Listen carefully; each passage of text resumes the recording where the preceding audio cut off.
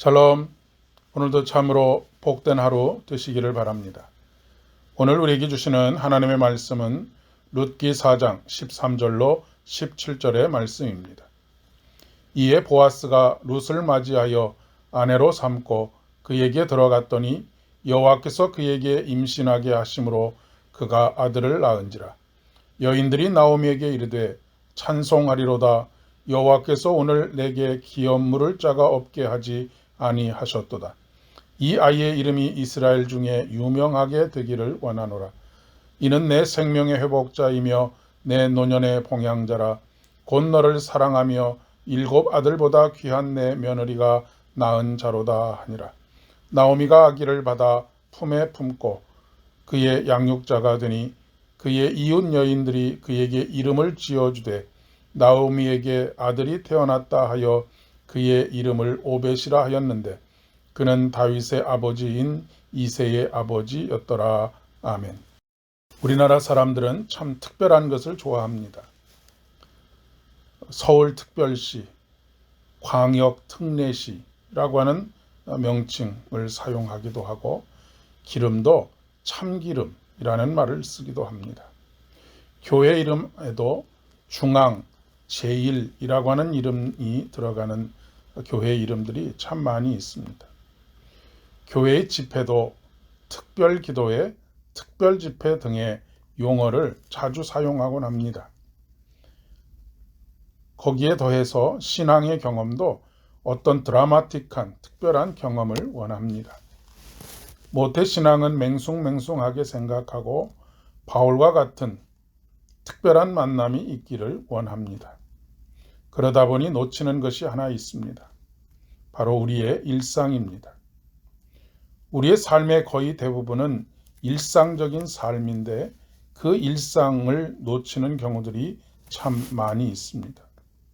일상은 대수롭지 않게 생각합니다. 지루하고 탈출해야 하는 것 정도로 생각하는 것이죠. 그런데 실상 신앙의 신비는 일상에 있습니다. 매일 변함없이 떠오르는 태양을 보십시오. 우리는 그런가 보다 할 때가 많습니다. 그런데 매일 새벽 태양이 떠오른다는 것은 하나님의 창조의 역사를 매일매일 눈으로 목격하는 것입니다. 사실 하나님의 신비는 우리의 일상에 숨어 있습니다. 우리가 매일 자고 일어나고 먹고 마시고 하루하루를 살아가는 모든 것 속에 숨겨져 있습니다.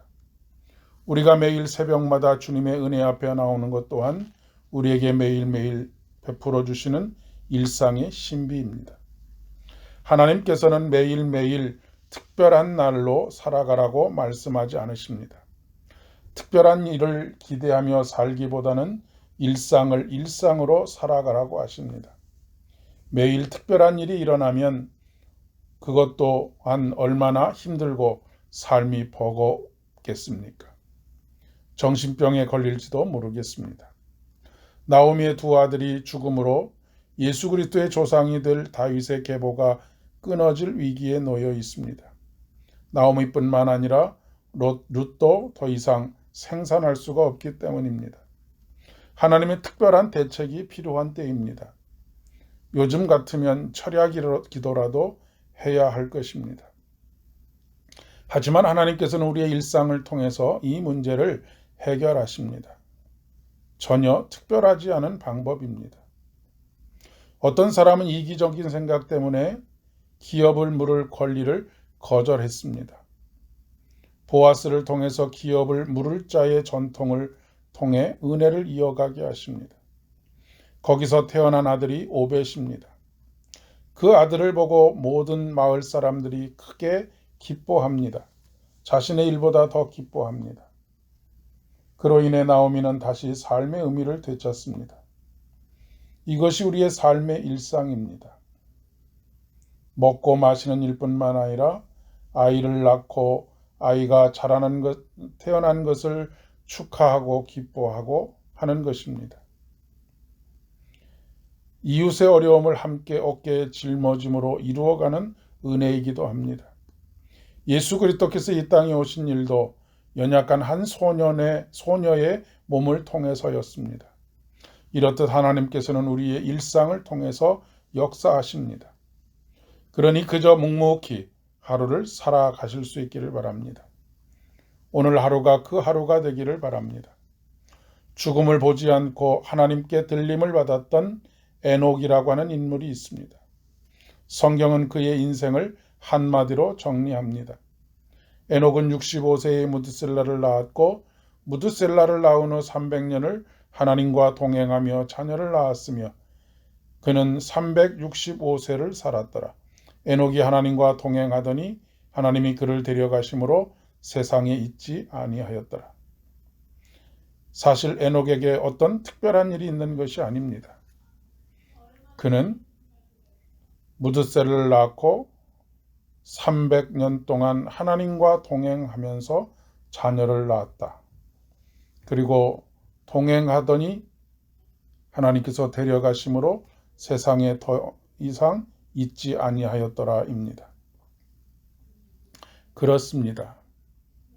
우리의 삶의 모든 일상은 하나님의 신비를 발견해가는 참으로 가슴 벅찬 매일매일이 되게 되는 것이지요. 오늘이 바로 그날이 되기를 진심으로 축복합니다. 기도하겠습니다. 은혜를 풍성히 내려주시는 아버지 하나님, 오늘도 우리의 일상에 숨겨두신 하나님의 신비를 발견하는 기쁨과 감격으로 충만하게 하여 주옵소서. 예수님의 이름으로 기도드립니다. 아멘. 오늘도 복된 하루 되시기를 바랍니다.